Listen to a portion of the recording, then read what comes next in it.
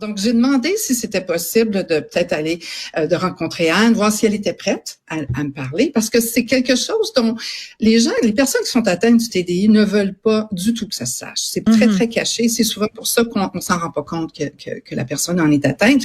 Mais elle était prête à en parler. Elle était prête à partager son histoire. Donc, on a commencé par se parler au téléphone. Et déjà, dès la première fois, j'étais complètement renversée, bouleversée par ce que j'entendais, parce qu'elle avait vécu, comment elle m'expliquait justement comment le TDI est créé. Et au fil des conversations, ben là, j'ai proposé à Radio-Canada d'aller la rencontrer avec ma collègue photographe, pour aller faire une rencontre avec cette personne-là que je trouvais absolument fascinante. Voilà. Donc c'est comme ça que ça a commencé. Voilà. Alors, vous rencontrez Anne dans le cadre d'un reportage, parce que j'ai oublié de le mentionner au début, vous êtes journaliste, vous avez fait plein de choses dans votre vie.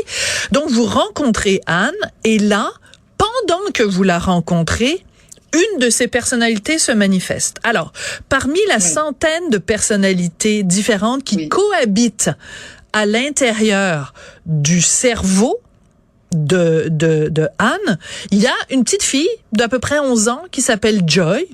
Et quand cette personnalité-là se manifeste en Anne physiquement se transforme, sa voix se transforme, et même quand elle fait des dessins ou qu'elle écrit, Anne écrit avec le tracé d'un petit enfant, d'une petite fille de 11 ans. Vous avez dû quand même tomber en bas de votre chaise quand vous avez vu ça la première fois. Tout d'abord, j'avais demandé à Anne, avant d'y arriver, est-ce que c'est possible qu'il y ait une prise du contrôle du corps ou un switch, comme on appelle, parce que j'aimerais savoir et tout ça. C'est possible, ça serait peut-être Joy, parce qu'elle est très sociable, elle aime les gens et tout ça.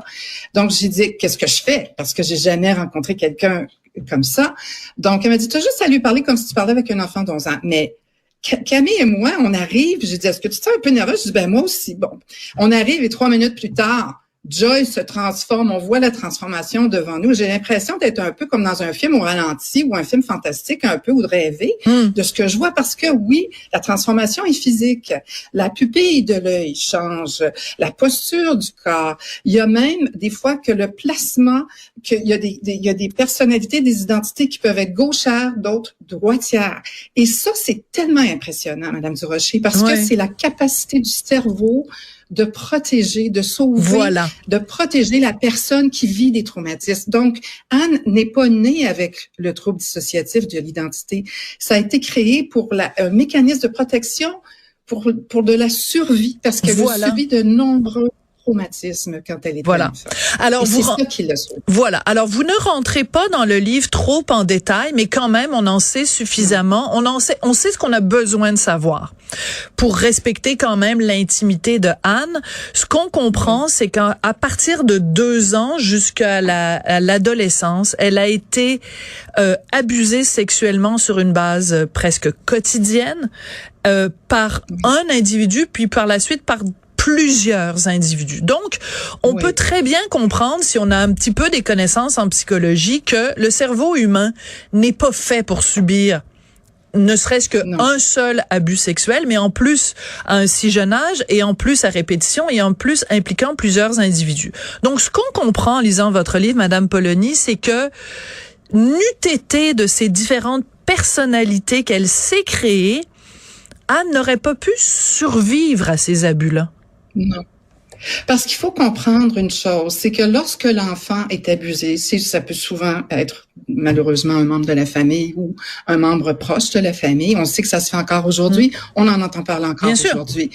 L'enfant a besoin est dépendant de ses parents. Alors, il est obligé d'avoir un mécanisme pour lui permettre justement de fonctionner, d'aller à l'école, de pouvoir apprendre, de retourner à la maison et même d'aimer cette personne-là qui lui a infligé, parce que le besoin d'attachement est encore plus grand que le besoin de sécurité chez l'enfant. Donc, c'est ça qui est très difficile, qui est dur, qui fait mal, parce que ces enfants-là, en plus, n'ont pas les mots, souvent quand ils sont jeunes, pour pouvoir mettre des mots et dire qu'est-ce qui se passe.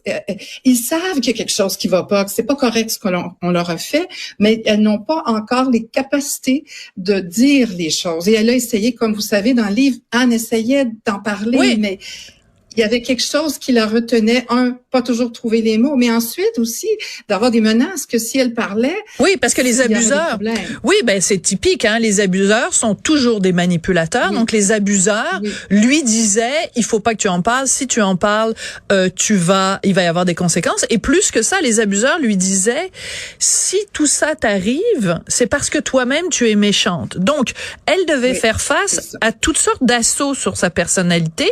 Premièrement, être agressée. Deuxièmement, se faire dire qu'elle était vilaine.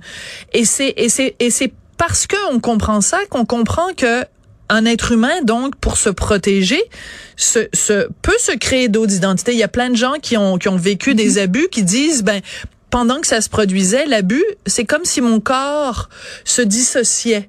Hein, je me regardais être abusée de l'extérieur. Donc, c'est un processus par lequel le cerveau humain nous protège.